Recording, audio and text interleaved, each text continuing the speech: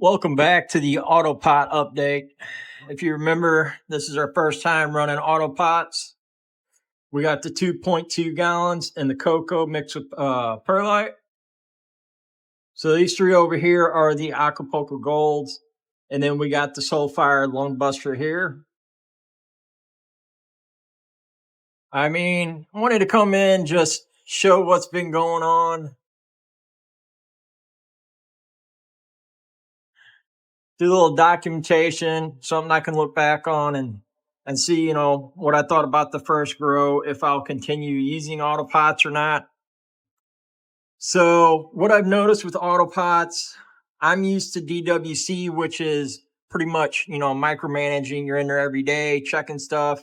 You're always doing something with DWC. Autopots, it's at first I was in here, checking the trays, checking, the reservoir. It's mainly what I've noticed is more hands off. Just check the reservoir, make sure it's within range and stable. Look at your plants, learn your plants a little bit better. But as I've noticed, it's not explosive as DWC, of course, which we all know that. But I mean, if you're looking to get into something that's, hey, I had trouble watering, like they say, it's hands off. You get in here, you fill your water up, get it in range, and just let it do its course. So it's good. It allows me more free time. Will I switch fully over Autopots? Far as my back main flower room goes, probably not as of right now. Will I continue to run the 4x4 with the Autopots? Absolutely. I mean, it's good if you're getting into growing. If you want something hands off, hey, I don't feel like spending hours in my garden every day. Yeah, definitely. So we'll definitely get in here, keep an eye on everything. These are day 36, same as my back room Durban Poison. Sorry for the shaking of the camera. But yeah, I mean, everything in here is looking good, you know. And I already know Acapulco can be a good yielder, but I'm not really chasing yield. I chase more of the quality, not necessarily the numbers at the end of the day. I don't know what happened. Lone Buster started out as a runt, and it stretched like crazy, which is throwing off the par for the rest of the canopy. Which I was tempted almost just pull this plant out and be done with it, but you know we kept it going. Now, something I did want to add in this video, I didn't want to make too long.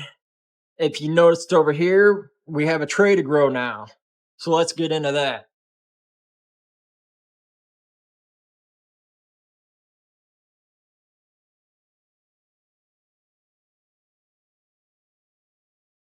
So after we bought the auto pots for the other kit for the 2x2s, I went ahead. I've been seeing a lot about the tray to grow. I was like, well, let's give it a try, and it fits good in the 2x4. So this is our first time again running the Autopot tray to grow. We got the 1 gallon fabric pots, just some cheap pots off Amazon. I mean, as you can see,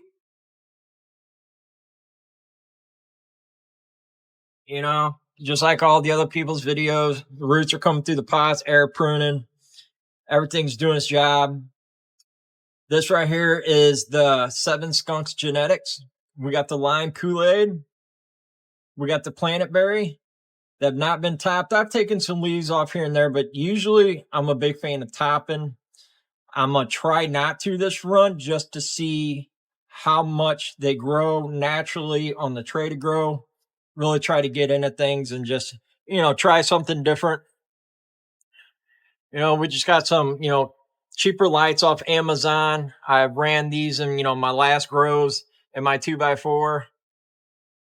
But something I did want to talk about, if you're into getting the tray to grow or the other Autopot systems, and it comes with the option to get, I think it's like a 6 gallon flexi tank.